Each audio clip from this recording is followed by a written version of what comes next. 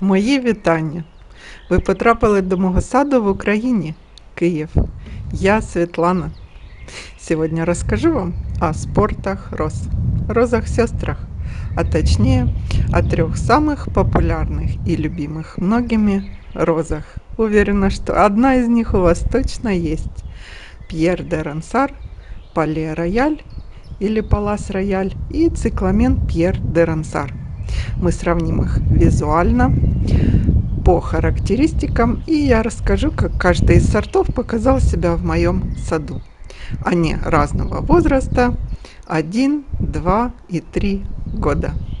Приглашаю полюбоваться в такой дождливый, хмурый, ноябрьский уже день. У нас сейчас дождь идет. А мы будем розы смотреть, как я и обещала. Идемте.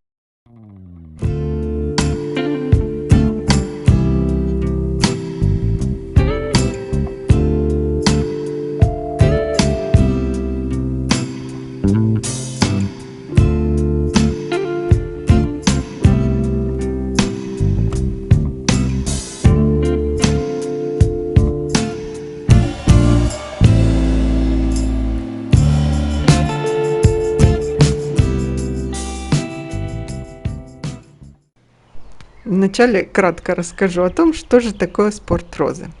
Селекционеры, если им понравится очень какой-то созданный сорт, пытаются генетической мутацией изменить сортовые качества частично или полностью. Спорт – это результат изменений. Может происходить изменение нескольких признаков. Например, у розы Пьер де Рансар с помощью селекции изменили окраску, махровость цветка и размер немножко цветка. Я вам покажу, какой больше, какой меньше. Часто сорта патентуют как новый сорт. Иногда не патентуют. И принято говорить, что новый сорт создан. Но это не новый сорт, а спорт выведен.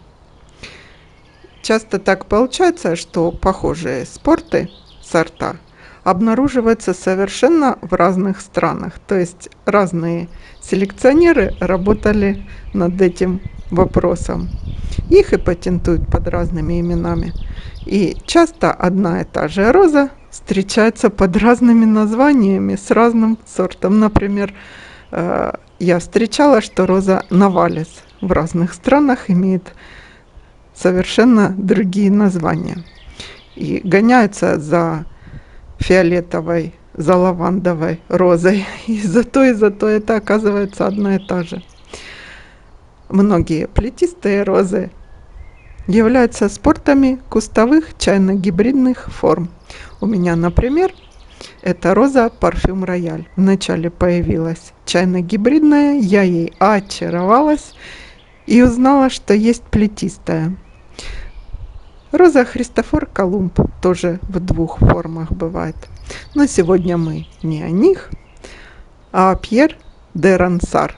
Он послужил основоположником таких шикарных роз, как Пале Рояль и цикламен Пьер де Рансар. В моем саду роза Пьер де Рансар появилась одной из первых и была посажена на арке, где стоят белые качели. На следующий год высажено было 2 куста вокруг будущей террасы у главного крыльца. Назначение было завить перила будущей террасы. Со своей задачей она уже справилась. Это самые первые розы этого спота. Пьер де Рансар, селекция Меланд 1987 года. У нее есть удивительное качество, что бутоны раскрываются очень медленно и меняют цвет. От слоновой кости с темно-розовыми краями до насыщенно розового. Наружные лепестки часто бывают салатовые. Почти всегда салатовые, если она не в тени у вас растет. Цветок густо махровый, до 100 лепестков. Аромата почти нету. Размер куста до 3 метров в высоту и 2,5 в ширину. Но это зависит от ухода, от места посадки и от климатической зоны. Характерной особенностью этой розы является то, что ее цветки от собственного веса под тяжестью поникают и как бы немного склоняют перед вами голову. Роза очень устойчива к заболеваниям. Единственное, не очень любит дождь. Немножко, одна, по-моему, капля по энциклопедии Розы Бук указана. Роза, я, конечно, очень была довольна, почитала про нее массу информации и решила, что в моем саду ее сестры обязательно должны быть. И теперь у меня растут роза Пале Рояль, Палас Рояль и цикламен Пьер де Рансар. Возрастом они, конечно, поменьше. Пале Рояль самая маленькая. Поэтому видео красивых не очень много, но мы сейчас все увидим. Что же селекционеры начудили? Роза Палас Рояль – это мутация, еще раз повторяю, от Пьер де Рансар. Была селекционирована, опять же, Мелодом уже позже, в 2009 году. Из красивостей у нее жемчужно-белые с еле заметной розовой дымкой. Дыхание розовое.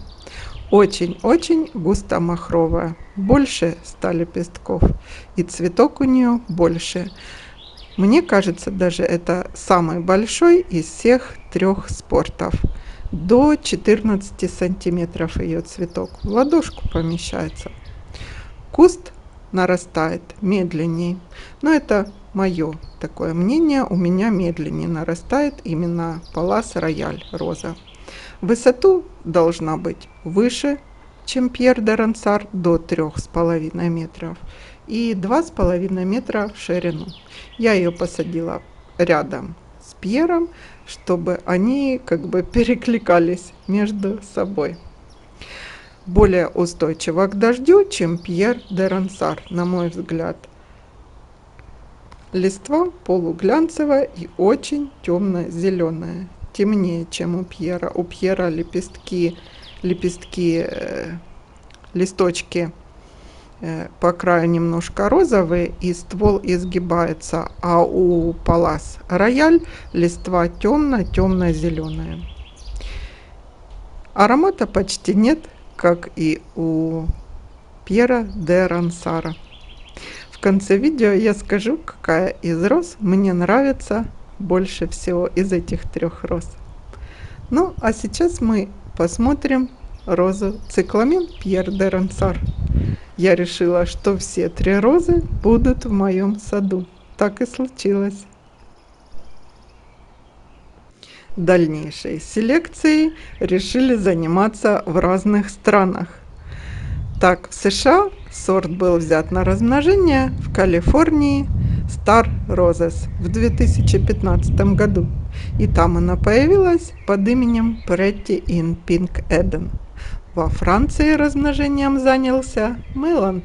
И в 2017 году мы увидели сорт цикламен Пьер де Рансар.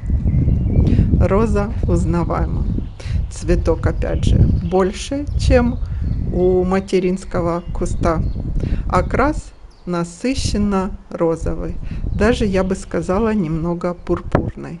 Но из интересностей опять серебристый реверс. Я такие розы очень люблю, у которых оборот лепестка другого цвета.